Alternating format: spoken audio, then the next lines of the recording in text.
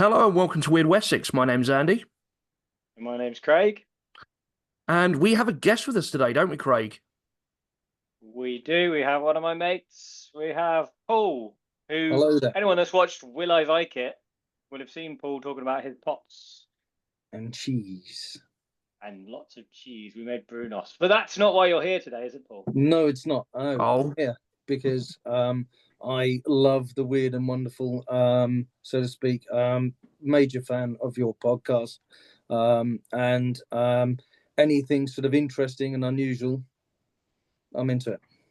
Thank you very much. Flattery will get you everywhere. Yeah. So yeah, we got you on particularly because we noticed there's been a lot of UAP activity this year, and we thought we could do like a little summary to round the year off. Yes, yeah. Happy to sort of do that. So I thought I'd do a bit about myself because I didn't really want it sort of too tin foil hat. To be honest, I'm hoping to sort of bring to it more of a Professor Brian Cox or Dr. Kieran O'Keefe type analysis to it. So it's more interesting, but not as interesting as some of the strange tinfoil hat. So does that mean? We could maybe start off there is whether you are a believer in extraterrestrials. But it's hard to say. Are you a believer in UAPs? Because we see them, but I think you know what I mean. Okay, so UAP is just something in the sky, but you don't really know what it is. Yeah. And depending on your qualifications of how much you look at the sky and what your job is, it's a bit like that RAF Bentwaters thing from one of your previous episodes where everyone sort of said, oh, look, no, the US Air Force can't tell the difference between something in the sky and a lighthouse on the ground. And that's when everyone sort of said, all the guys on the ground said, well, lighthouses don't fly over our head. So I think there's something certainly very interesting in that side of things. But again, believer. So here's the thing. I started off life as an aerospace engineer. I wanted to do rocket propulsion. There weren't many jobs. As I grew up, I sort of realized that I need to change to other types of engineering. So I'm still very engineering focused and mindset. But growing up, I loved Star Trek. That was one of my things. And I'd love a society today where we can jump into a spaceship, charge across the galaxy, and go mess up some other colonization or civilization that we've done, time and time in the past, as they do on the show. But to be honest, the reality of that doesn't really exist, I think. You can't fly 12 hours through space and then find another civilization and expect to sort of chat with them in English and then eat the same food. I just don't think it's going to happen. Whilst our current understanding of the universe is infinite and therefore infinite amount of possibilities exist, it's a bit Animal Farmy. Some are more likely than others. For example, if we could travel to distant planets, we'll probably find a bacteria somewhere. We might find some mold or mycelium or mushrooms growing somewhere on something. It's unlikely that we go to another planet. There's a load of people looking just like us, charging around in plate armor, calling each other from Camelot, and then fighting fire-breathing dragons, despite the infinite possibilities. Although we technically had a bit of an infinite possibility. We did have dragons on this planet to start with, and some of them spit venom. As far as we know, they didn't spit fire. So I think I like to think the scientific theories, and I've spoken to a few scientists recently, and also listened to quite a lot of documentaries where there's astrobiologists there, and the thinking is that it's sort of a little bit scientifically negligent or naive to think that there isn't life on another planet somewhere, certainly in the universe, certainly in this galaxy, and probably even in our solar system. Otherwise, we wouldn't spend all that money getting to, I think it's Europa, isn't it? Where we're sending the latest mission to try and find a creature on another planet. So the plan is to land this device down onto the surface, use a nuclear probe to burn the way through the ice, have a cable to the top, send signals off, and lots of cameras underneath. That's the plan. So we can see what's going on. I think, and this was my theory that I said to a buddy of mine, they're going to turn the cameras on and immediately this huge sort of teeth thing comes and eats it. But apparently that was a basis of a movie that he's The Europa report. I didn't even know it existed. And he said, there's a movie about it. You're too slow. Oh. I mean, to be honest, that but- was kind of the plot of one of Arthur C. Clarke's books as well, wasn't it? Yeah. You know, they sort of, you know, was it Hal says, you know, the solar system's yours, but not Europa. Don't go there, you know, which I love, exactly. you know. Exactly, that's it. So that's the thing. We just don't know yet. And we've got to sort of think of what life will be. But if we do have infinite possibilities, then do we have these possibilities that life exists in a guise similar to us? I mean, well, I mean, it looks more and more likely that there is potential that there was life on Mars, for example. As you say, maybe only microbial. Yeah. You know, certainly not like some civilization like they thought in the 1800s when they thought they could see fucking canals all over canals, the place. Yeah. Although saying that, one of my favorite things in the world growing up was the album War of the Worlds. You know, oh my God, when my kids got old enough to understand it, I put it on in the car and I'm like, kids, listen to this. Maximum volume. Did you get that? I don't know if you've heard it, Craig, but did you get the same terror with the lid unscrewing? Yeah. And you had that bass line in the background, like boom, boom, boom, boom, boom, boom, boom, boom, boom, and then the lid fell off, and it's like wow, wow, and it just, I don't know, that just absolutely filled me with dread as a kid. Yeah, definitely. And I think for me, I actually lived in the area where it was. And when he started saying they said they're landing at Wimbledon Common, I'm like, yeah. I was literally there last week. And anyway, the weirdest thing happened. I say weirdest thing. I didn't pay too much attention to it, but everybody knew that I love this sort of thing. Anyway, we went to Woking one day to do a bit of shopping, and I turned around the corner and I'm like, oh my yeah, I know God, I know you saw right there. The big fighting machine. Yeah, exactly. That's a nice one. Love it. But yeah, there we are. But that's the thing. I mean, in terms of life, I mean, to take black holes, I mean, 20 years ago, we used to think black holes just sucked everything into it, chewed it up, and it disappeared. Well, now the theory is that they think that actually it doesn't work that way. It's a bit like if you get a sheet of paper and burn it, the paper's still there, just in a different form. Some of the energy is lost, a bit of the mass is lost. But what they think happens now is that it goes into the black hole and it's spat out somewhere else in the universe. And that's the theory behind it. So these things are always changing, and all it takes is just one discovery. But again, how are we even going to find something? I mean, if I sort of said to you, hey, we've got a needle here, I'm going to throw it into a haystack, you and Craig could probably spend the next 3 days trying to find it and stumble across it and be like, yeah, that's fine. But the reality is probably a lot more difficult. It's a case of, I have a tiny little red grain of sand here. I'm going to drop it into a desert somewhere in the world, somewhere. You guys need to find it. You can have as many people as you like finding it, but I don't think you're going to find it. Well, I think the best analogy for like alien life, you know, why haven't we found it yet? And I'm guessing we'll probably touch on the Fermi paradox and things like that later on.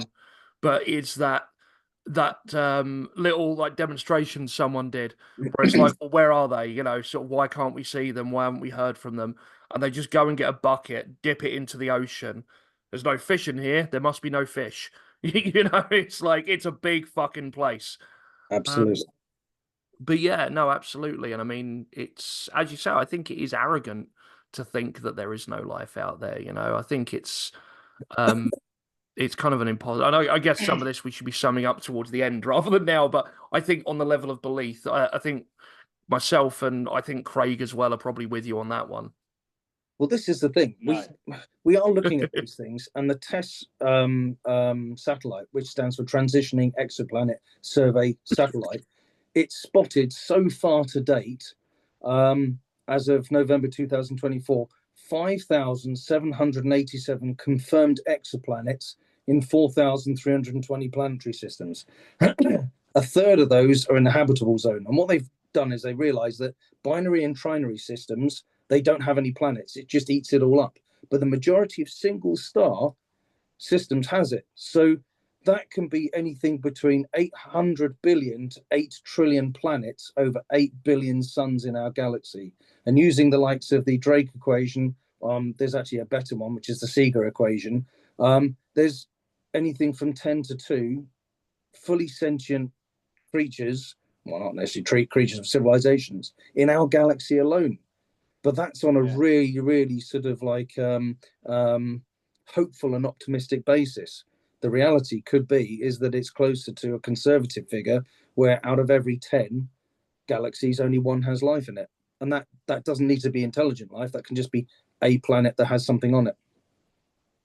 So we could be quite special.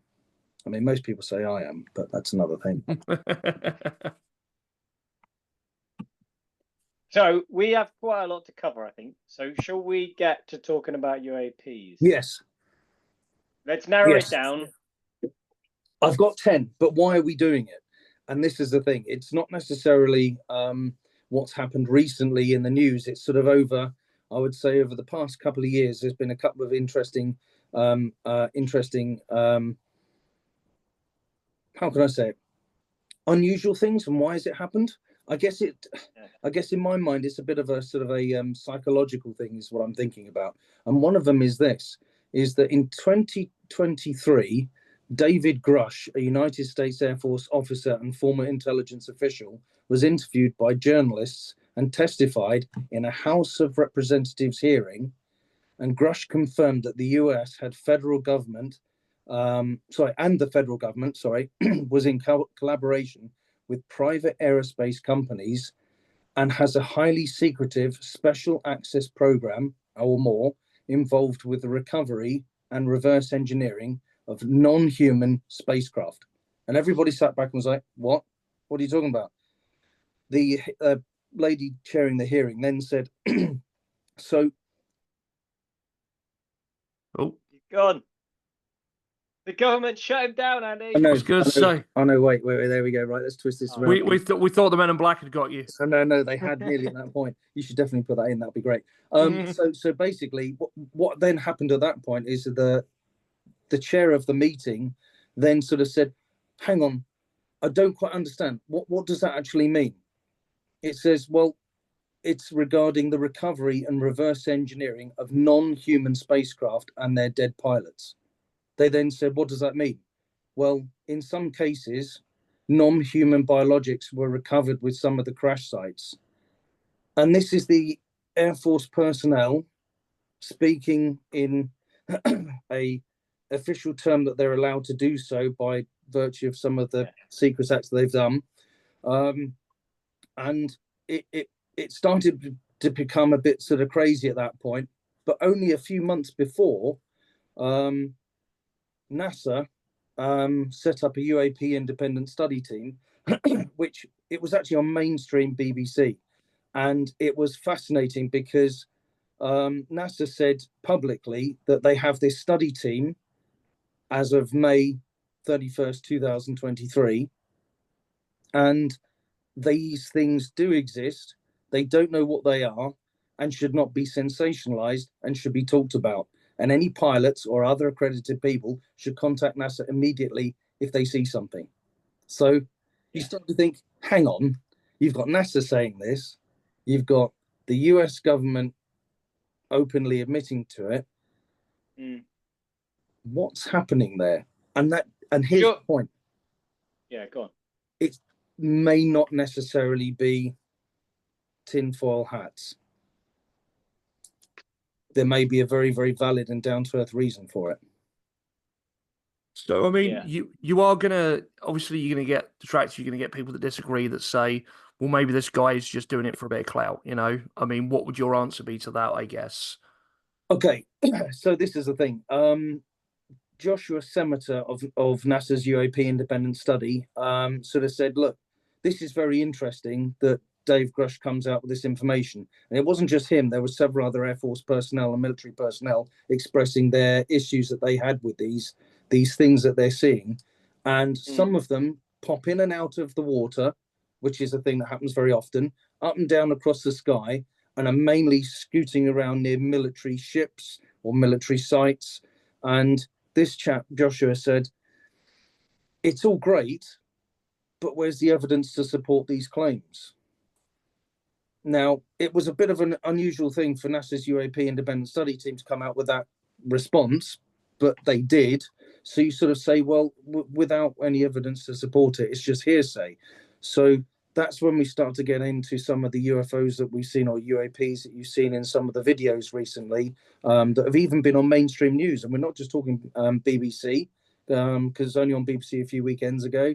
It's on ABC News, CBS, proper mainstream stuff, and not in the crazy section that people normally sit it in, which is what I find is the psychological part. This is what's really fascinating to me. So what I always wonder as well is everything, like, we've had sightings for a long time. Like, I've just finished reading a book from Wales from the 70s. Like, it's not a new thing, and they were escalating then. But there seems to be kind of a resurgence of it lately. It seems like it's come back. But has it, or is it just that the news is switching focus so that we're not looking at other stuff? And this is the very, very fascinating psychological bit.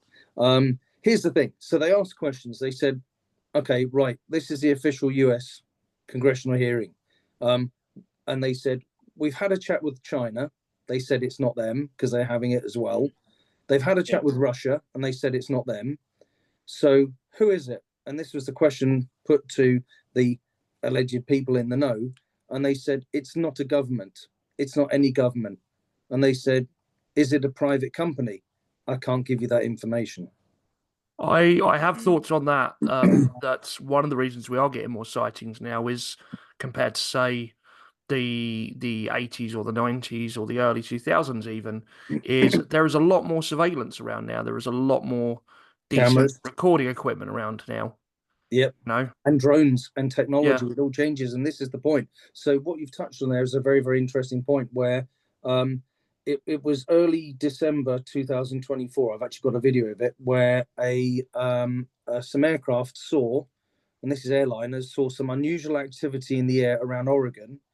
It was recorded by some people like listening to the air traffic control, put on the internet, and then suddenly everyone's looking up at the sky. And here's the thing. America is at the moment, certainly New Jersey, if you Google it, Oregon, places like this, in a bit of a epidemic where it's about 180 sightings a night is the numbers in every sort of town or city across the US for UAPs. Well, here's the thing. Yeah. If you walk into a house, if we all go to a house in the middle of the countryside and it's all a bit creepy in there, and I say, oh, it's haunted, paranoia sets in. People are going to start thinking that there's every creak or crack is a ghost. And I get sent videos of some things are interesting and unusual. Others, I'm like, okay, so you've got this video of what looks like a 737 flying over your house at night, and you're calling it a UAP. The sound file sounds like a 737 flying over your house at night. The navigation lights on it show that it's pretty much a 737 flying over your house at night. I think it's a 737 flying over your house at night. And what is really fascinating is it's caught so many Americans. Some of them are thinking it's some sort of invasion by the Chinese, the Russians, or the Tin Hat Brigade. But I'm actually seeing videos sent to me by people who are picking up automatic rifles and firing at airliners when they are landing into airports, calling them UAPs. That is violently American. There's been warnings this week as well. I think the FBI put out a warning about shooting at them, and also pilots having lasers pointed at their eyes. Yep, absolutely. Well, it's insane. You got the conspiracy lot who are saying it's Project Blue something or other. Blue Book or whatever. I've heard of that. Yeah, that's Blue it. Mystery or Blue something else. Yeah, and it's like some part of some government plan, and it's So, I think some of the ones over Air Force Base, not necessarily all of them, but I think some of the ones over Air Force Bases are just people chucking drones up there. There is that, but also over an Air Force Base, certainly if it's a secretive Air Force Base, you'd expect to see at night secretive aircraft flying about. Well, hang on a second. People have gone to Area 51 for years and spied on the place and said, oh, there's things scooting around all over the place. Don't forget, the very first stealth aircraft were designed in 1969. And you think what planes look like then compared to a stealth fighter or a stealth bomber, Yeah. and you're going to see one of those fucking things coming over, and like, oh my God, it's like, A what delta-shaped black thing flying over. And incidentally, this actually happened. There's a corridor of the UK up north where they do, and certainly used to fly military secret aircraft. I think these places are shut down now. It's either the late 90s or early 90s, late 80s. There's a picture of a black triangle flying along with 3 other military jets next to it, which is a genuine photo, and it was all over the news. Yeah. That photo was quite famous, and it was definitely not doctored. We know that now because it came under the heading of the Aurora project. Actually, it was the B-21, the new one. Not the original B2, but we think the new one that may have even been flying with computer technology only. So technically it was a drone, but it was already that far ahead. So we know that these things happen. People are seeing military stuff. It's unusual. They haven't seen it before, and they see it being trailed by fighter jets. So they're like, hang on, that's that. So that leads me quite well into the theories. And this is where they go a bit. See what you think. So one theory I have is this, and I like to put in pros and cons box. Let's say these UAPs are actually the real thing. It's the real deal. They're real drones. They're coming from some sort of mothership floating around, whatever, and they are checking out military installations, because there are some unusual stories, certainly. Let's say they're that. Why is it now that the government are saying, actually, you're now hearing more of these things, you're now looking at it more, and you're now seeing more what's going on, it's becoming more sort of mainstream than it was previously? Could it be linked with commercial space flight? The first thing that's going to happen, if these things are all over the place in space, and I've listened to some of the alleged reports of the astronauts doing their thing and saying, oh, we've seen this, we've seen that, Santa's real, that sort of thing, all of that. Well remembered. if that is real, okay, the first thing that's going to happen when a commercial SpaceX with 200 people get into space is everyone's going to pull out their phone, and by the time they've landed 45 minutes in Australia, it's all over the place. Unless they say you can't take your mobile with you into space. Well, that's the whole. That sort of defeats the object of the of Starlink, doesn't it? It's everywhere. You're being watched everywhere. So that's one theory. Okay, that's just one. Okay, the second one could be, whilst China and Russia say it's not them, how much do we believe of what China and Russia says is not them? Yeah. Oh, he's going to get us cancelled in Russia. Well, yeah, definitely. China, we know, is about 15 to 20 years ahead of us in AI technology. We know that, despite being the West being slightly better with military and other technology. It's certainly a concern that they are so far ahead. There are videos that people post me of certain things. I mean, one of them was an owl putting its arms around all the babies, and they were like, oh, this is so cute, this is so cute. I'm like, can you not see it's an AI video? It was tricking hundreds of thousands of people that it was a real video. But when you look at the eyes, they're all blinking strangely. It's AI. A lot of the videos coming out of China are so good. I think the statistics are 30% of stuff that you're seeing is AI, and 20% of it you wouldn't even know is. Even that doesn't account for what I'm seeing with my eyeballs outside. Okay. In the sky. Yeah. Well, this is where it comes on to the next part. Okay. And this is it an AI, and it's not aliens, it's some AI that has escaped and replicated itself. This is one theory in space. It's doing what it's doing. So there are sometimes people report craft that look a bit like an airplane but slightly wrong. And if you think about AI generated images, they always look slightly wrong. They do, yes. They do. So they do. That tracks. And this is the thing. If anything sort of like the typical thing is like the Transformers. You know how in the latest movies, how they turn into different things. They don't turn like the Transformers that we saw as a kid in the cartoons. They're completely different now. Completely different. That's what people are thinking of doing. That's what they think, such as the circular probe things are, or the jellyfish UAP is, that we'll come on to later, as certainly one of the options for that. But or are we just seeing a crap ton of CGI pictures and it's completely out of control? I mean, this is the thing. if you start to generate enough images, who's going to know what's real and what's not? But then I you mean, could get into the idea that we're living in a virtual reality, in which case that what we're seeing is but it AI doesn't. generated I mean, anyway. coming on to your point there, actually, I don't know if you remember at the beginning of the Ukraine invade when Russia invaded Ukraine, there was a load of footage coming out of combat that some of it was from a computer game, and it was Oh, again tricking a bunch of people. And then it's yes. like, no, that like the gun firing into the sky, and when it impacts, everything else looks great. But then you see the impact. It's like things don't explode like that upon Yeah. being hit with shells rather than I explosive. You know. was being said exactly the same. Tons and tons of combat footage, and I'm like, no, dudes, this is digital combat simulator. I know that because for 4 hours a night, every night, I'm flying digital combat simulator. It's what I do. It's clearly that. This is the explosion. No, this is real. I'm just like, no. When have the Russians ever used an F-14 Tomcat against another Russian airplane? It just doesn't happen. I mean, seriously. So this is the thing. There is a bit of that. But there's also some, I mean, we've gone over the conventional aircraft things, but there's also some other unusual things where it's the Norwegian lights, for example. A lot of people think these are UFOs. Now, I saw a documentary a little while ago, which was quite fascinating, and it was all about why is it during every earthquake people start to see lights in the sky? What's that about? And what they eventually did, cutting a long story short, is they put some pressure tests on granite and basalt and found that under intense pressure, it would actually release so much electrical energy, a spark, sometimes even a small ball lightning would shoot up into the air. Now, ball lightning, interesting one. So we're now going on something slightly different.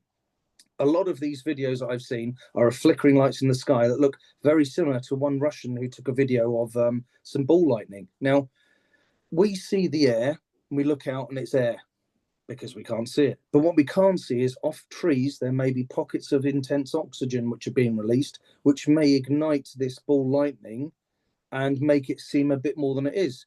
When you've seen all the early UFO videos, what do you see? A light flickering, hovering over the trees, moving slowly. That's what ball lightning does.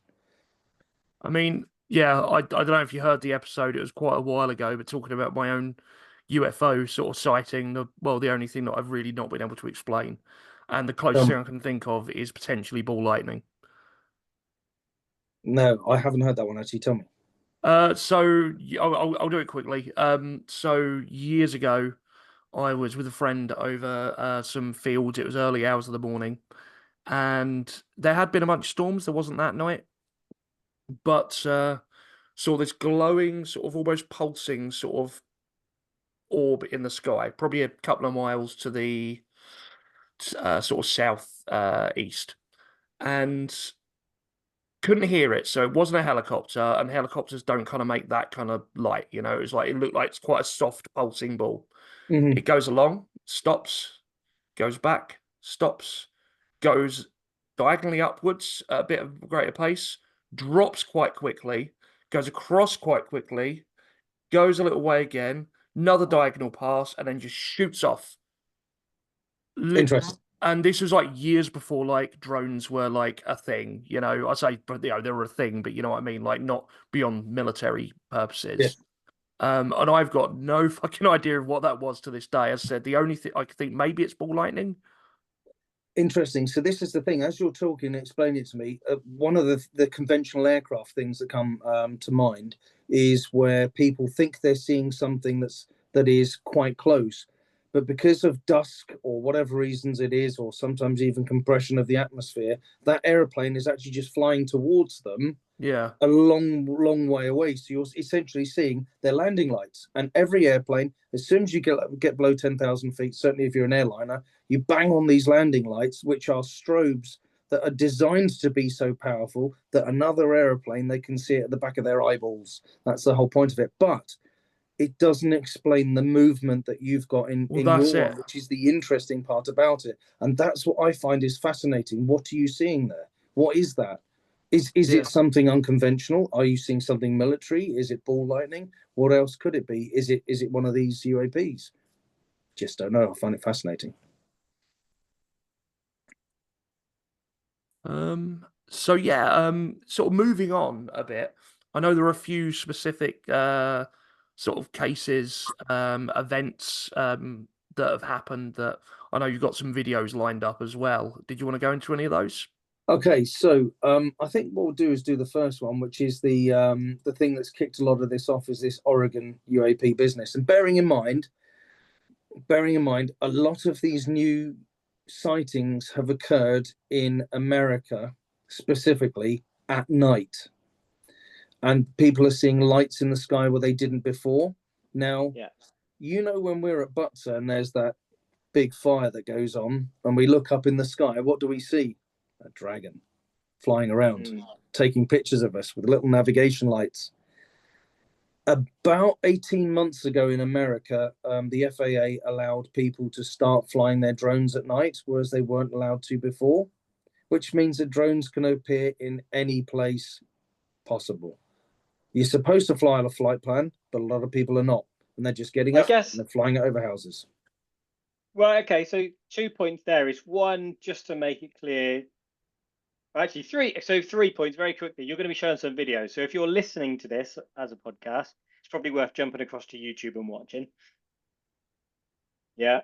Secondly, on drones, a lot of people think of drones as being the small kind of personal things that we all see, as you say, flying around places like Butser. But in actual fact, some of the drones that are being sighted are being, I mean, there's no scale, but people are saying they're the size of like an SUV, right? These are a lot bigger. Yeah, this is what people are saying. But again, I also have the thing that it's difficult to really scale how big something is in the sky when it's dark. That's the first thing. They can guess the size of it, but who really knows? Again, there are the small. I mean, I used to have a drone which was literally the size of like a £2 coin. It was a tiny little thing, and you scoot around, have 5 minutes of flight, little lights on the side. I've had bigger drones before, but I do know, and I follow a lot of aerospace companies where they are larger, and I'm also seeing some military drones where they are the size of an SUV. They've got the booms out the side of them. They are big, but they can't carry weaponry on them. They're designed for essentially Terminator 2 style combat. Is what they are. But that makes you wonder as well why they won't shoot them down. Because if they are armed, they could cause a lot of damage coming back down. Yeah, but also I think the main issue is there's a lot of people out of these 180 a night, only 2 or 3 of them are unexplained. The majority of them are actual real flying aircraft, and people are not going on to a flight aware app to see whether there's an aircraft above them or not. Like you said this morning, you spotted something in the sky. You haven't told me what it is yet. You said it was over your area at about 6:50 in the morning. There was actually one aircraft, the only one in the sky flying across, and it was a 747 Lufthansa from east to west. But I saw 5. Okay, so I was only speculating. At the same time. Okay, there were no other. All in the same bit of sky. I could see 5 lights. Okay, so in that case, between the hours of 0600 hours and 0700 hours, I've checked, there were no aircraft in your area apart from one Lufthansa 747 going from west to east. Yeah. But could it be military? Quite possible. In the old days before the war, they had transponders and they were on all the time. Quite often at the moment, there are military jets. They take off and they're switching these transponders off straight away, so they're not tracked by anyone. So anyway, let's have a look at one of these because we've got that. I'm going to have to swap I did have the third point I was going to quickly mention as well, because you're talking about drones being how many people have got them up and they're allowed to fly them now. But a lot of drones that you buy commercially won't work around military bases, which I'm sure we'll get onto a lot of these sightings. Well, military bases. Yeah, and this does sort of fly a bit of a thorn in the ointment of the drone argument where allegedly over RAF Bentwater and Lake and Heath and all the rest we've had our 2024 Christmas UFO, like the old one in the old days. People spotted drones flying in the sky over the air bases, and we know that they still have nuclear. Well, okay, according to BBC News, when I read it, they still have nuclear facilities there, and they found it rather worrying. They scrambled fighter jets to go and intercept, and allegedly they were struggling to keep up with these things. And over the radio communications, and this was on the news, they were speaking about UAPs before they were told radio silence, military comms now, which are encrypted. Now, hang on. If that's just some crappy little drone that a 15-year-old's flying over the airfield and it can't be jammed, why are they going secret comms? Why are they scrambling fighter jets to go get them? I don't know. It just seems a bit odd. Who's doing it? And if it's not aliens, it's either got to be the Chinese or the Russians, and that's a bit scary. Or it's us from the future. Or a private company. Okay, I trust all of those more than the two that I mentioned. Let's put it that way. Fair. Okay, so this is the one that kicked it all off. Now, there's a load of aircraft flying around in this area, and I'll quickly sort of spell out a few. We've got this little aircraft near Salem, which is a Medivac aircraft, and it started off around the Salem area, Vancouver, Portland area, and it flew south to a Medivac incident, which is like a medical evacuation. Not quite sure what the incident was, but it was flying south in this area. And as it was flying south, they were being warned.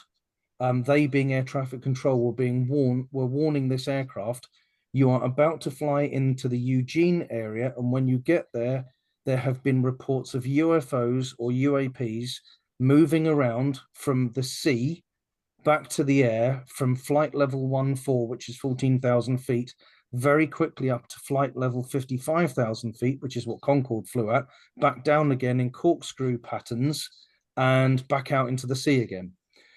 So this aircraft, as it's flying down, it had its sort of cancellation. Other aircraft were flying up and down on a north-south headings as well, and they were saying, "Oh, we're seeing these things as well."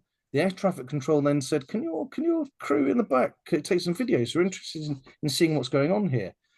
They then said, "Can you Medivac aircraft, as you fly over close to this helicopter, it's a Coast Guard helicopter, can you ask it, please, to tune into our channel, because he's so low, I don't think he can hear us." So off goes this Medivac thing, finally gets hold of the guy. They start talking at air traffic control, and the Coast Guard says, "Oh, yes, we saw something scooting forwards and backwards, but we thought it was a shooting star, but thought it was a bit unusual as it was sort of moving around as it was." So then this sort of happens on the comms. Alaska 1100, Seattle. Go ahead, sir. Alaska 1100, unusual report for you. That's a multiple UFO reports. Most recent one was 50 miles west of your position over the coast. Circular, red and white. We've had reports of it at 14,000, and then it'll shoot up as high as flight level 550 is the highest report, in kind of a corkscrew pattern, moving at what appears to be supersonic or even hypersonic speeds. So if you can look out that way and just let us know if you see anything, or if it's, whatever you see, we'd appreciate a report. Yeah, of course, we'll look west, Alaska 1100, thanks. At this point, everyone's looking west. And again, that's quite interesting, supersonic and hypersonic speeds. We're seeing 3 or 4 targets.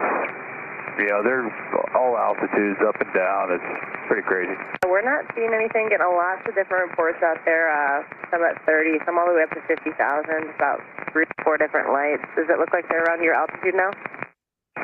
No, there's one way up high and one about my altitude. Moving in like a circle, like a corkscrew pattern. Just had another one show up about my 1 o'clock, about 1,000 feet high, zipping towards us and then back out towards the ocean. It's red in color, moving at extreme speeds. Roger. You are cleared to maneuver as necessary, left and right, to avoid the UFO out there. I find it interesting that they talk about maneuvering around the UFO. Yeah, they're saying, please stay away from that area because we don't want you to bump into it. But it's the fact that they directly reference it as a UFO as well. Yeah, they did in the earlier one. They said we've got multiple reports of UFOs in the area. And there's a bit of the clip in the previous one of the air traffic control one where the air traffic controllers are saying, guys, have you got people in the back? Yeah, we've got a flight crew in the back, medical crew, and they're all taking videos and stuff. He's like, we're going to give you the cell phone number for the controller here in the tower. And can you guys start texting through some pictures for us and videos? They're like, yeah. So they do. Do we have those? I think I've Any seen available? one which was purportedly it. I couldn't verify it. No. Which is the problem with a lot of this stuff, isn't it? You hear these rumors about videos that were taken, but either if you go proper tinfoil hat, they were suppressed and kept and away from the public, or they don't exist in the first place and they were created just as a Or part of there their is a mythology, military base out there. It is testing something because and they don't want us to see it. we know Russia and China have some amazing weaponry now, and they are advancing at ridiculous speeds. Okay, should we do another one? Yes. Okay, right. So multiple reports of this unusual aircraft activity around the Trump National Golf Course Club Bedminster, as well as a U.S. Army ammunition hub in Dover. So they're talking about this unusual aircraft flying in the sky, and we'll just go back to it here. So around military bases and things like this. So we've got this here. These lights don't look like the typical navigation lights you see for airliners in the sky. Could that be free craft in formation though? No, because if you look at the outside, look at the flashing. I'm going to show you something. You'll be like, oh, no, really? And it really is an oh, no, really moment. So look at the flashing on the outside of the wings. They are navigation lights. Flash, flash, flash, flash. Yep. Flash, flash. I was going to say it's the back of it. Is that no, yeah. Yeah, that's the tail. That's the wings. I was going to say it's the back of an airplane. Now the typical it's a reverse video. Well, the typical person doesn't know what formation lights are unless you fly military jets or everything else. When I show you what formation lights are on this screen here, those are formation lights. They look like little sort of turquoise glowing panels that are on constantly. They look pretty much like you see here, but they're attached to the different parts of the aircraft. I mean, look, even this here, do you see this on? This looks identical to it, and this is from the DCS simulator that I fly. Look at that. That's literally the image of formation lights at night. Now we go back to the video. They look the same. Yeah. Military formation lights. It's just a military aircraft flying over. As boring as it is, I think they've got it wrong on this one. No, fair. Probably what it is. I mean, there's no other explanation for it. It's flying in a straight line. It's flying like I'd expect an airplane to fly from A to B, and it's got navigation lights and formation lights on. So, don't really know what else to say about that one. I think that one's a bit debunked. Yeah, so that one was in New Jersey. That's the New Jersey one. So you had something to say on New Jersey? I just had a clip that I was going to share. So I don't get what it means when they say, oh, don't worry about it. We don't know what it is, but don't worry about it. But I can tell you this, if I can't claim to know the motives of aliens, but just being an Earthling, but of all the places to show up on Earth, they pick New Jersey? That'd be odd for me to wonder what the aliens are looking for. No offense to New Jersey. I'm just saying, there's the whole Earth they could have visited. You can see the flickering lights there again. Yeah, and that's the point. Hang on, it's still playing in my ears. And that's the point. You've got formation lights going on. That's just an aircraft. And this is the point. If it's during the day, then I can understand it might look like something different. It might look like an airplane. I was watching a completely unrelated sort of topic, but a YouTuber that mentioned this, and he called it, what was it? He said people, because of all these sightings, people are going to medieval peasant brain mentality, where they're sort of looking at these things and everything is a sign in the sky, you know? Yes, and this is why I said earlier about the about that sort of panic room and panic mentality. We've actually got historical reports of whole villages going completely mad because of something going on. I mean, like the Salem witch trials. Yeah, the more topical, the Battle of Los Angeles, you know? Of course, yeah. Of course. Crazy. The other one, Paul, was one you sent me the other day, was the mayor of New Jersey. Do you want me to try and play that one? Yeah, can you do that one?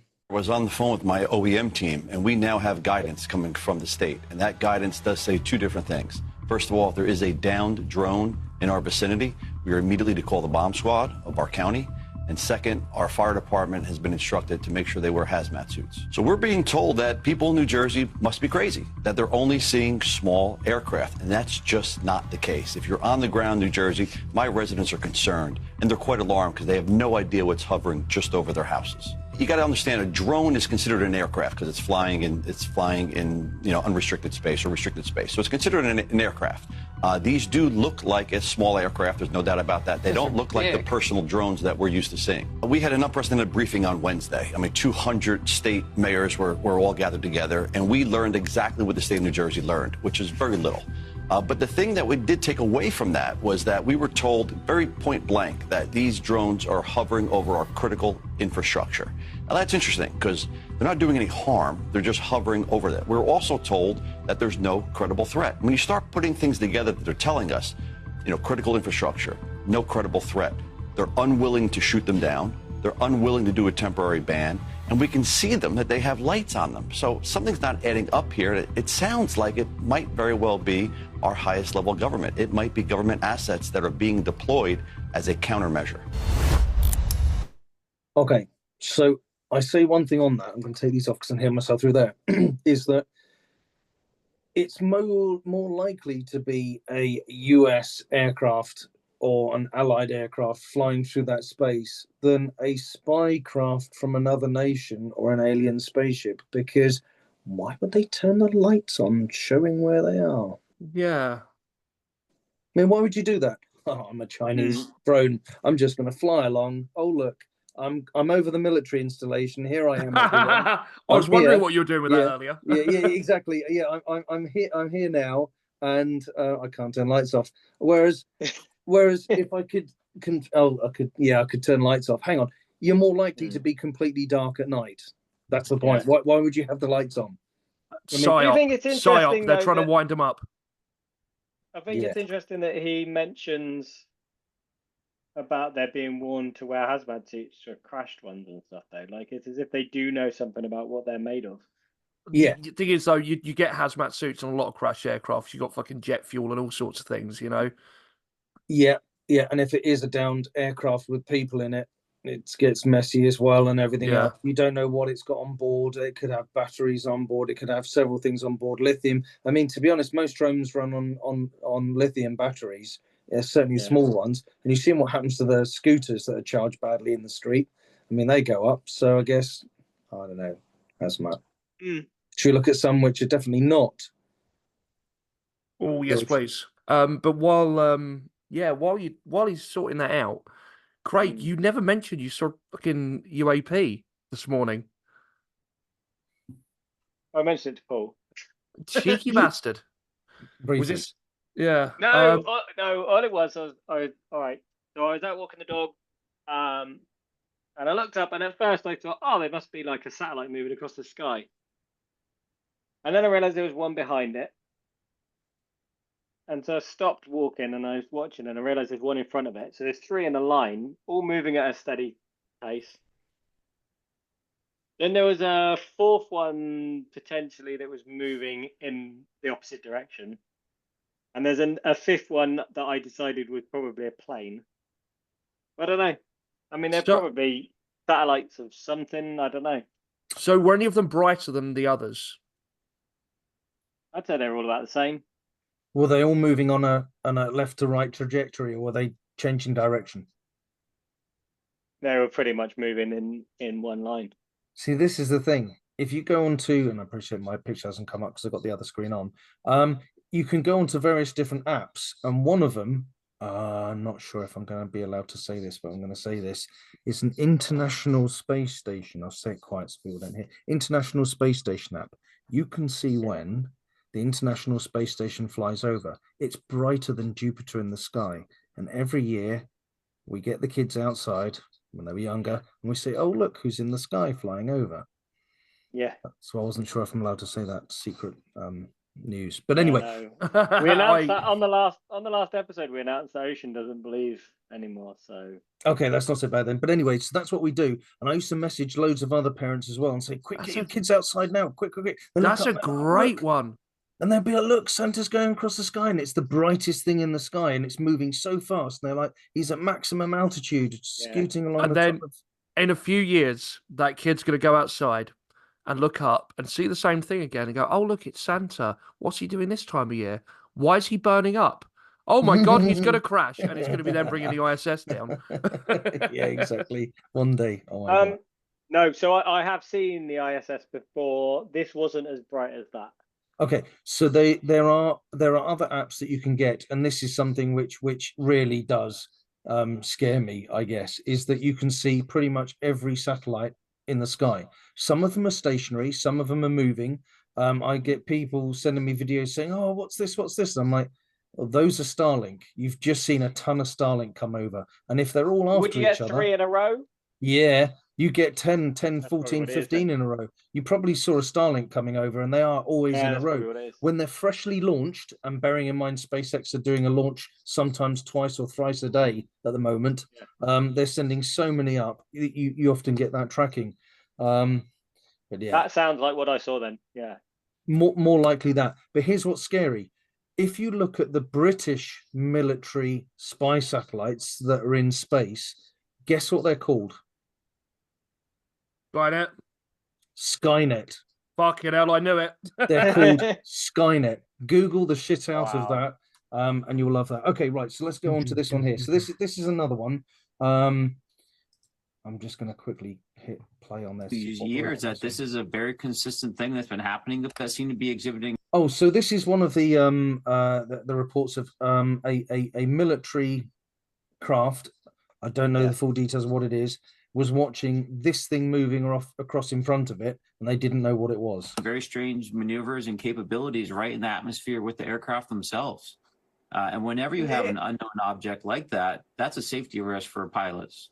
So what could it be? Again, the thing is that what we're looking at in this video, if I just go back to it, is we are seeing some crosshairs that are stationary, things that seem to be left and exhibiting right. And sorry, a craft moving left and right, but that could actually be a stationary object, but the camera is being controlled by the pilot left and right to try and get a better view of it. Yeah. So again, what you see is not always what you're seeing. Another interesting one, if we can just, and they're filming out the window. I don't know why they're filming out the window, but they were, and then boom, straight past. So closing speed of 2 objects. This thing here looks like a typical sort of Beechcraft twin engine general aviation aircraft, which would normally scoot around the sky at about 200 knots, which is about 250 miles an hour. I'm not seeing something moving at hypersonic speeds or changing much direction. What I am seeing, if I can get the space bar in quite correctly, is wait for it, a balloon. Yep. Or a kite. Or a kite. It's unusual because allegedly it's over the sea and you can see the coast below, but I can't get much of a picture of it. Some people have done some other enhancements to the video, but again, I assumed that it was fake. I mean, it just looked like someone had generated the video to me. But no, apparently it's not. No, apparently something there. But again, we're over land, and it just seems very balloon-like to me. I'm not seeing any unusual characteristics of it. I just think they were bloody lucky they didn't run into that.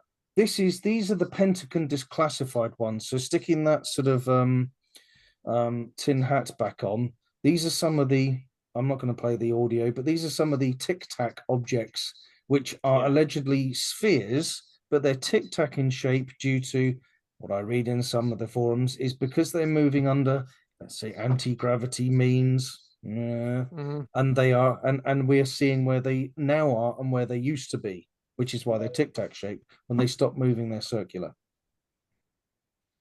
Right. Here's the thing, that could be any form of drone, any form of anything, but what's unusual about this particular footage, and this was released as part of the declassified videos, is, and it doesn't show you it in this video, there's actually a lot more to it, is the fact that it actually goes into the water and out of the water again. It jumps in and out of it on a frequent basis. Now, that's a bit unusual, but having something fly in and out of the water is not overly unusual, because I saw a video that someone sent me the other day, which I thought was going to be a rocket fail. I wish I could get it on this, but I can't. It's a Russian military ship, and it fires a rocket and a ballistic missile, actually, out of one of the tubes. And where we typically expect missile to have a big fireball and off it goes up into the sky and to annihilate people, it didn't. It popped out of the tube into the water. You saw the engine ignite under the water, and it shot along the water for underneath the water for half a kilometer before popping out the water and going straight from there. The reason is so that when you shoot at where the missile's coming from, you're not shooting the boat. Because rocket motors work underwater, would you believe? Because they carry their own oxygen, which is why they work in space. So why would they not work underwater? Next time you get a firework, a rocket sticking in the pond, see what happens. It'll go off. I know what we're doing for a November episode. Nah. So I can't explain that dot going in and out of the water. I have no idea what it would be. I don't know any drone or any aircraft that can do that. Yeah. I just want to put a quick shout out to Tom DeLonge here for helping getting this stuff declassified. Yeah, come on the show, Tom. Okay, so we'll make you famous. Right, so a couple more videos. So this is one that happened at Manchester Airport, which you might find quite interesting. But I've been doing a little looking into this to find out what we got. So allegedly at Manchester Airport back earlier in the year, a pilot had a here's the image here of this dot flying above Manchester Airport, which had supposedly shut the airport down for a short period of time, and it shot up in the sky after being on the ground for a bit and holding aircraft. So let's just skip to we covered this one actually, I think, didn't we, in a Weird News, Craig? I don't think we actually did it on the show. Oh, we did. It was just the rare time we speak outside of recording. We don't really like each other, but occasionally we have to speak. I think we discussed it because the airport themselves are saying that this is all fake, right? Yeah, the airport's saying it's fake. Yeah. The pilots have had their Instagram account taken down. Oh, damn. They were told to do it, so now it's not on anymore. Okay, in terms of why you take an Instagram account down, you've got a pilot who's supposedly moving along a taxiway, who should be in operation of the aircraft at all times and operating it. Not just the captain, but the pilot has jobs to do as well. And they are on the phone. It's not a good thing to show. It's according to airlines, it's nearly as bad as having the passengers come up from the back filming the crew sleeping at the front. Because if you're not paying attention, you tend to bang into stuff on the ground. Yeah. Okay. So that is the sort of like, you know, against the UFO bit. But the bit that's for is the fact that the reports allegedly, as a vehicle came to this thing, which is about the size of a vehicle on the ground, it shot up into the sky. So they were going to go remove it, and it just immediately shot up into sky, which is what the video was. Now, this is the original footage and photograph of it that you've got here. But unfortunately, UFOs fans have started to do their own bit of AI on it. And we've got some, and what they've tried to do is, I mean, this is clearly a sphere here, a ball, which could be a balloon. It could be something that's flown in from a garden nearby in the wind. We have got a storm going on here. But because they had overlaid two images, AI picked up something very different. And this is AI technology to look at the pictures. And what they got is this. This is the original picture. Yeah. Okay.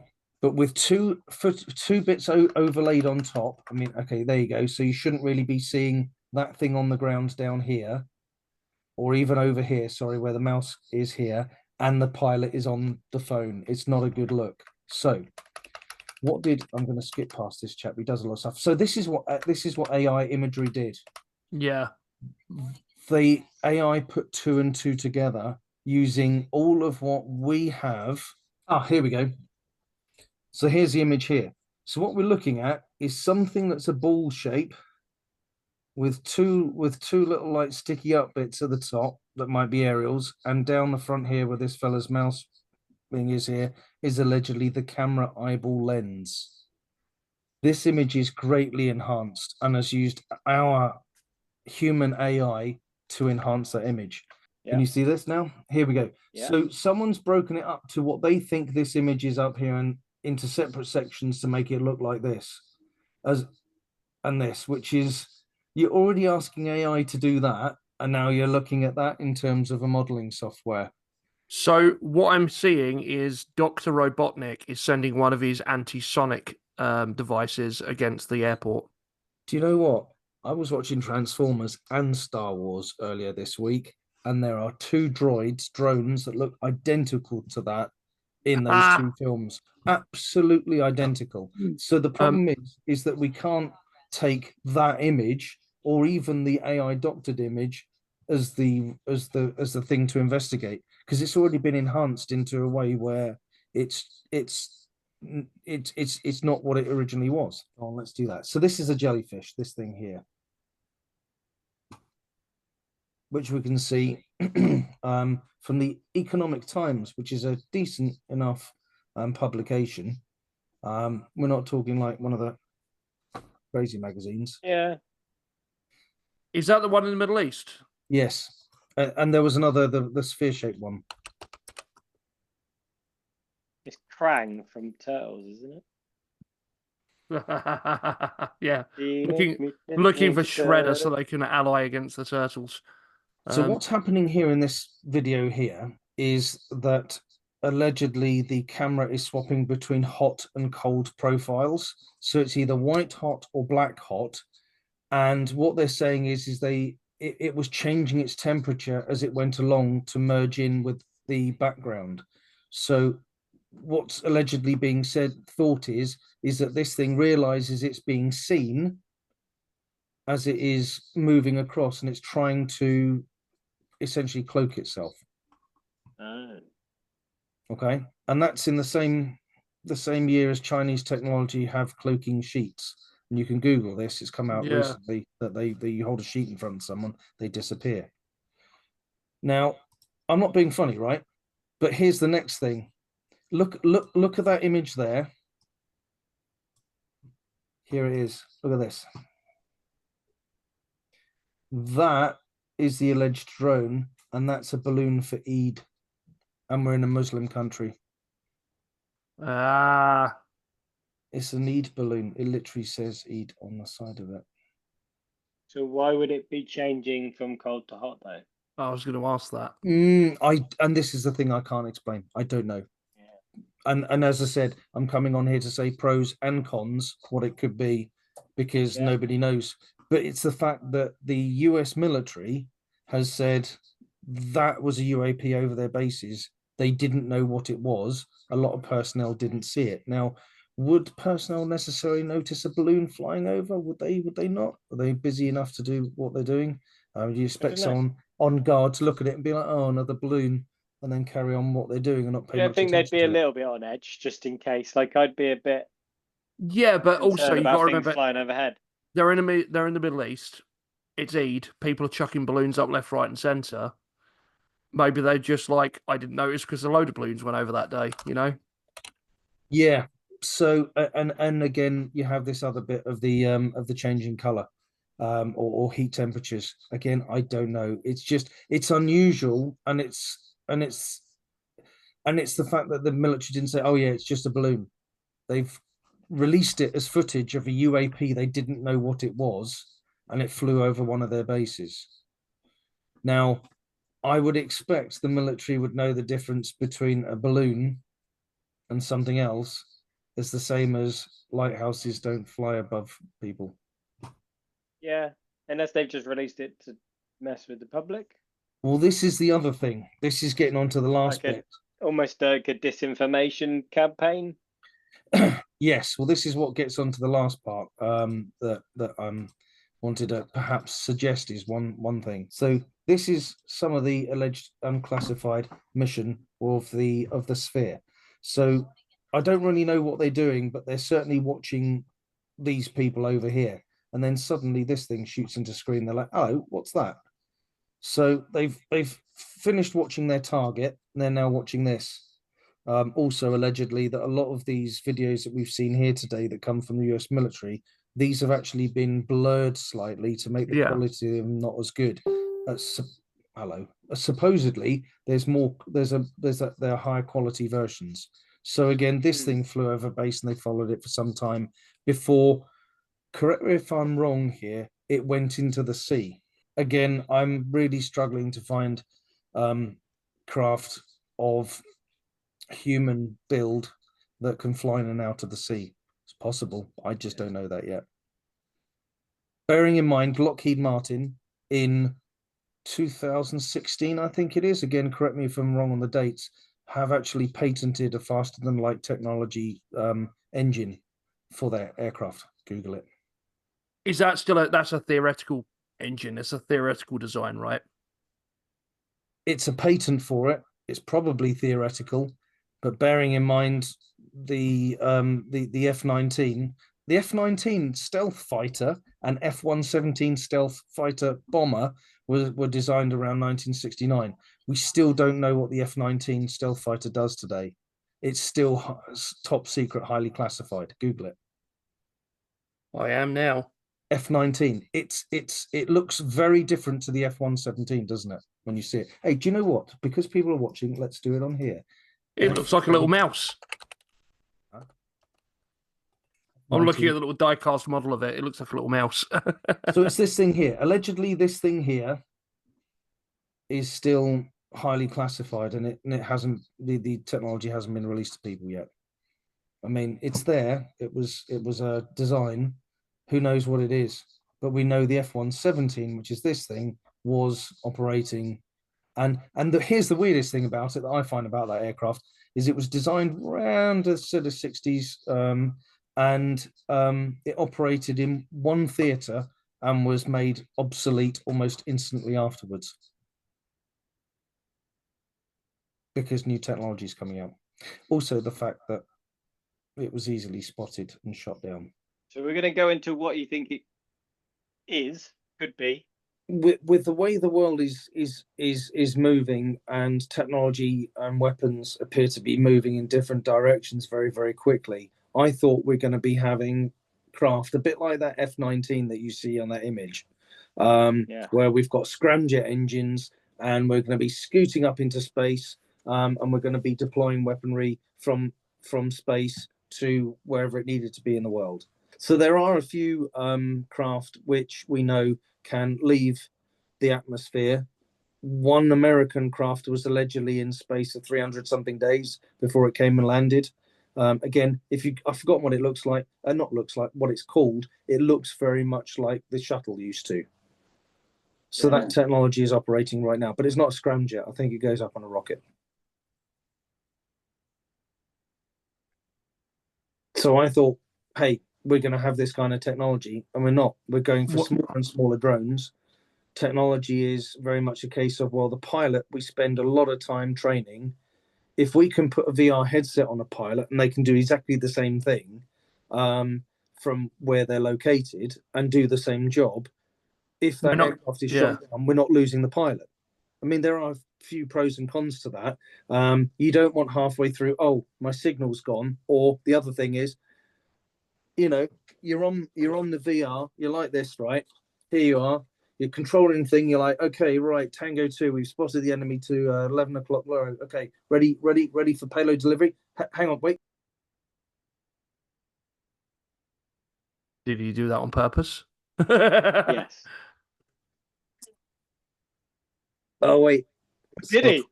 Oh, no, back again. Right, so where was I at? We thought that was on purpose. We thought that was like, I mean, 'cause that's a real thing, It's no, like, but it cuts out. I'm having a problem with this, but it's more of the fact of halfway through, you're like, hang on, guys, wait. No, sorry, no, I don't want a sandwich, dear. No, please, I need to concentrate. I don't want to have this conversation again. I'm trying to concentrate on work. Come on, give me a second here. So this is the thing. There is obviously technology. I mean, going back to what you were saying just now about the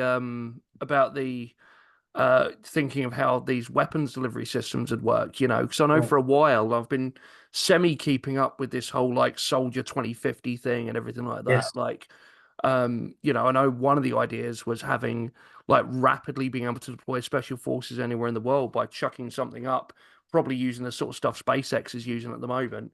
Yeah, And I because you mean, can get anywhere in the world in 45 minutes. yeah, and then you combine that with the exoskeleton stuff they're looking at for soldiers. Then you combine that with the fact they are seriously thinking of using either genetic enhancements or like prosthetic enhancements for people that are like, you know, have they said ethically they could probably only do it to people who already had bad eyesight, things like that, like replacing their eyes with something bionic. You put all those together, I'm like, fuck me, Warhammer 40k is here. You know, we are getting Space Absolutely. Marines. There are so many videos like that. There's the one with Tom Cruise where he keeps jumping forwards and backwards in time when he's dropping Yeah. out the drop ship. Yeah. There's just stuff But like yeah, that. I thought we were going for drop pods, you know, and I mean, Yep. it's feasible. You know, there are still certain things I imagine that a soldier with boots on the ground, you know, it's a job for that. But also Boston Dynamics. I follow Boston Dynamics, and in the past, people are like, oh, who needs a robot and stuff like this. Now you look at them; they are actually people that walk along. They can do backflips. They can jump around. Do you know what I mean? Boston Dynamics. Yeah, You've yeah, seen them, yeah. And they also have the little robot dog that charges around, and it's used for getting in and out of places. Yeah. There are so many. Yeah, you're delivering weapons, you're delivering supplies, you're delivering explosives, you're scouting something. So Paul, all of these sightings, everything that's going on, like historically and now, what do you think it is? I think we're in a position where the world is actually in a pretty bleak time compared to any other time in history. With the weapons that we've got the war in Europe at the moment. We've got the war in the Middle East, and all it needs is some idiot just to light the tinderbox, and everyone's at it. World War II happened for less, and World War I happened for even less than that. So, what's the best way to get your population behind you, and either not necessarily what Americans think is give up civil rights, but sort of follow what your directive is, and it has happened before in the past, is to invent something which everybody can get behind to either stop what's happening, i.e. there's actually more things out there, we are one planet, we need to join as one planet against the fictional enemy, or what I think, China and Russia are making so many advances. What's the best way to tell your enemies to stay away from you is, we've had downed alien UFO craft, which we've been reverse engineering since 1947. They're thousands of years in advance of your technology. Don't mess with us. Well, hang on. Now it all looks rather simple, doesn't it? It's interesting. I've often said that like the only surefire way to, well, not even surefire because we still fight over something, but given the nature of our species, I've always thought the most surefire way to unite humanity, the only way to do it wouldn't be a religion, it wouldn't be anything like that. It would be an external threat like aliens. Nothing would, you know, we hate people that are different from us, you know. We're you know, sort of we're bigoted, we're racist, we're, you know, sort of we don't like other religions. Then I'm just doing an overall. I'm a fucking charmer, you know me. But I love everyone. But we other people, you know, that's how we, you know, sort of it's, you know, whether you're saying, you know, sort of you're a government saying, oh, it's the immigrants' fault, or oh, it's the other side, it's the left's fault, it's the right's fault, you know, sort of we other people. And then it's, oh, it's the Germans' fault, or it's the Italians' fault, or it's the English's fault, or whatever. And then as soon as you've got like an alien species, oh, actually, those guys were right. It's fucking their fault, you know. It's their fault. They're the problem. Everyone needs to unite and go against it. And I'm not trying to write myself out of future episodes to say, hey, this is the latest thing that's happened, because it'll be cool to do little bits of like, look, this is what people are pointing at. This is in the news. But again, I go back to that grain of sand. If I have this red grain of sand and I ask you to find it in a desert somewhere, how the hell are you going to find that? Yeah. And I think it's very, very difficult for two sort of intergalactic species, because I said infinite possibilities, traveling in their craft to bump into each other. I mean, it's mathematically impossible for two airplanes to collide in the sky. So what do? They invent air traffic control to narrow them down, nice narrow airways to increase their chance of collision, therefore justifying air traffic control. I've got to ask. Yeah, I've got to ask actually. Because obviously you believe to an extent. You said that at the beginning. You know, there are things that I believe in the fact that in the infinite possibilities there is some sort of life on other planets. Well, yes, I guess but what it could be, who knows? My first question is: do you think any of these sightings, any of these videos, are credible to make you think, okay, that might actually be aliens? There are certainly a few videos that I've seen where I think, that's unusual. What is that? I guess my second question then is, if they are here, if some of those are aliens, they're looking around, they're skirting military bases. Do you think it might be that they are checking us out for response times, things like that, like probing for an eventual maybe attack or encounter? Or B, destroy us. Or B, do you think it's some form of prime directive that they don't actually want to contact us at the moment? They're just having a look. Well, this is the thing. Some alleged UFO seers, I don't know what you want to call them, where they've seen some of these things up close, say that they suddenly feel that they've been programmed with images of looking after the planet and not ruining our planet. We've covered a bit of that. Yep. Yeah, we've seen that. The other one is that this intelligence committee confirmed that there was a event where I think it was on this, where a nuclear missile was fired and something flew around it, and those things were outside the base only moments before, with people on the ground phoning up the base commander saying, we've got problems here, come out and have a look. And it allegedly pointed beam of light, which is a laser beam now, must be a laser beam, to make this thing inert. And they are allegedly always around nuclear facilities. I mean, just regardless of what you believe anyway, the fact that there are unknown craft, and both British government and American government, Russian and Chinese governments have set up investigatory committees to find out why these things keep flying around. And why they keep cutting off Paul's phone so that he's not allowed to tell us the truth. Yeah. No, it's just so frustrating. It's because they're listening to us. Wyrd Wessex, the only podcast that they keep trying to shut down that is uncovering the truth. Yeah. So anyway, the fact that these things allegedly are spotted around our military installations is the main key. That it is. But then what about that? Because I think, wasn't it you that sent me the video the other day? Well, no, it wasn't a video. There was an article from the Ministry of Defence about they'd created lasers that shut down drones. Well, this is the other thing. Lasers that can shut down drones. Quite. Yeah, I mean, they've been doing that for a while. They've been doing that for a while. I mean, before that it was missiles, wasn't it? Before that was missiles. Yeah, the whole fucking Star Wars program was like based on that. Yeah, but it's the fact that they've made it legal to use lasers now, whereas before it wasn't. We've always had powerful lasers enough to do stuff, because I think it was in the 70s or early 80s. I think it was an Iranian jet. I think that I think it was a US ship fired the laser at the aircraft and blinded the pilot. And after that, they said, you're not allowed to do that. And it became illegal to use lasers in warfare. It's a bit like you're not supposed to use the main gun of a tank on infantry. You're only allowed to use a machine gun. Yeah. But it gets to the point where people are like, just fire whatever you can. We're losing.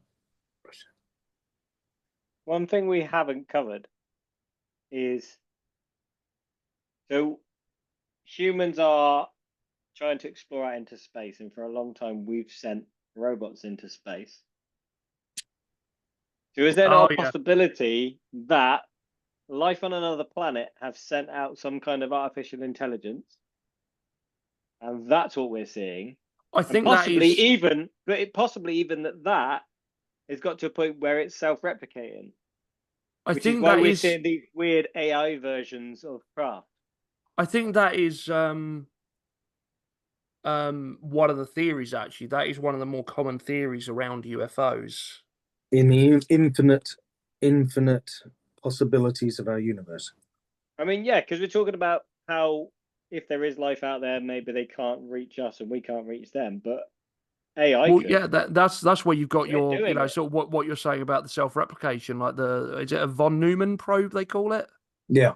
Paul's kind of covered what he thinks it might be. Yeah. So what do you think it might be? Aliens. No. Perfect. All right. And on that note. No, I'm inclined to agree with Paul on a lot of these things. I don't know how much. I think there is an element of look at that, don't look at this. I think there is an element of scaremongering and sort of let's turn the attention towards that and make everyone scared about that. I definitely do think that happens, but yeah, I think a lot of it is military hardware. I do think there is the odd bit though that they are actually like, fuck, we don't know what this is, and we genuinely don't think this is the Russians. There'll be some of those. They say they don't know what it is, but they'll kind of think, no, that's actually probably the Chinese more likely, or the Russians, and vice versa, no doubt, in China and Russia about the US. And even China will think it might be Russia, and vice versa, because they don't. Even though they're loosely allied, they're not the best of friends by any means. Yeah, but you know what it really is, don't you? This congressional hearing, whatever, they basically said, well, it's not a government, it's a private company. So there's no alternative apart from...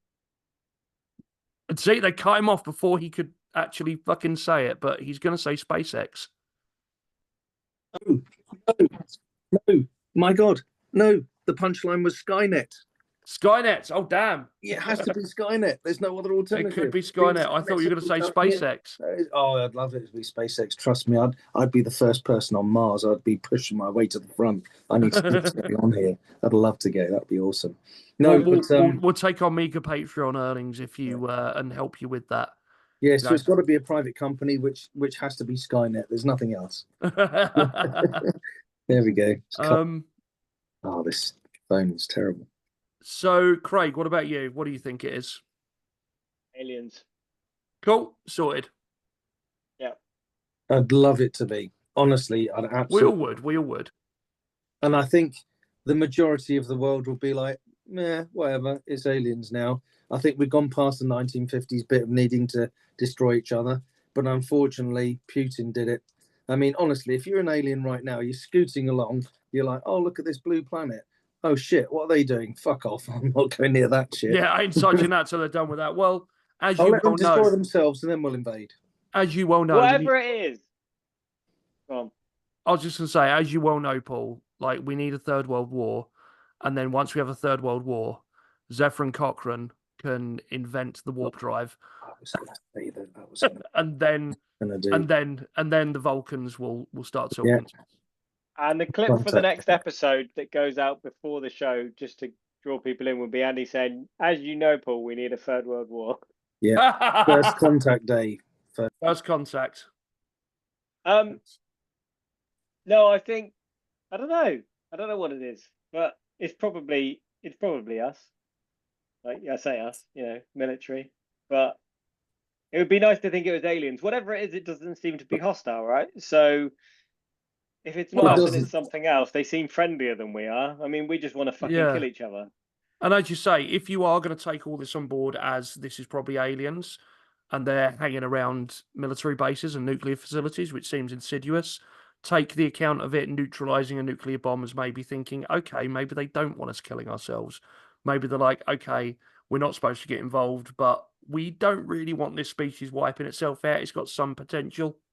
Yeah, there's quite a few other cases as well I've read where it's not just that one. There was other facilities that were going through a launch process due to some sort of software failure, and these things allegedly came along and stopped it.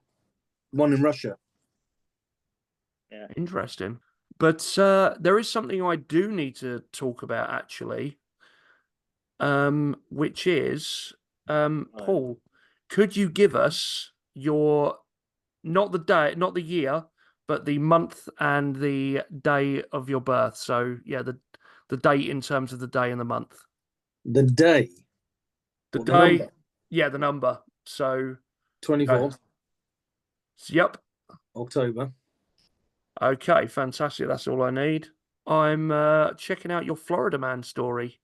Oh, yeah. Excellent. Yeah, go for it. Drunk Florida man accused of shooting and killing dog after becoming angry about Milton power outage. Sounds good. Yeah. Oh, fuck, it wasn't even his dog. Right, John Burgos was arrested and charged with shooting and throwing a missile into a dwelling, the use of a firearm under the influence of alcohol, and animal cruelty. A Florida man behind bars after police say he shot and killed... Oh, it is his dog. When he became upset that his power wasn't restored fast enough in the wake of Hurricane Milton. He became... was sitting inside his home on the morning of October the 12th and began shooting because of the lack of electricity. Now, if that's not bad enough, he doesn't immediately call 911. He goes over to his neighbour's house, says he couldn't find his phone. Of course, no surprise here, but alcohol was involved in this. Ivy said he did call for help from his neighbours and said that he thought he'd shot his dog. But after calling, Ivy said he went back to his home, sat on his porch and didn't render aid to Flick, his dog. Yeah, the only thing that he said when he told his dog was died is, "Man, Florida Power and Light made me do this." "No, you're an idiot. That's what made you do it," replied the officer. Yeah, so that's a nice happy end to the show. I have some weird news we can end on if you want. Let's have some weird news. Because that was bleak. All right. I got something from the really reputable newspaper that Paul mentioned earlier, the Daily Star. Oh, yes. So I went for something that was relevant to what we're talking about. So I've got Psychic says aliens won't hide from us anymore and will make physical contact in 2025. Ooh. Good way to end the year. Looking at the picture of the woman, I believe it's the one we've covered earlier in the year that had a doll. I think she had a possessed doll. Oh, yep. We've covered her a couple of times now, I think. Yeah, I think it's the same lady. Deborah Davis. Yeah, aliens will visit us next year as they will no longer fear us, which I find funny because if they really have this technology, why would they fear us? Yeah, Deborah Davis has predicted, "Do not be afraid," the clairvoyant medium says. "The aliens are here to help us.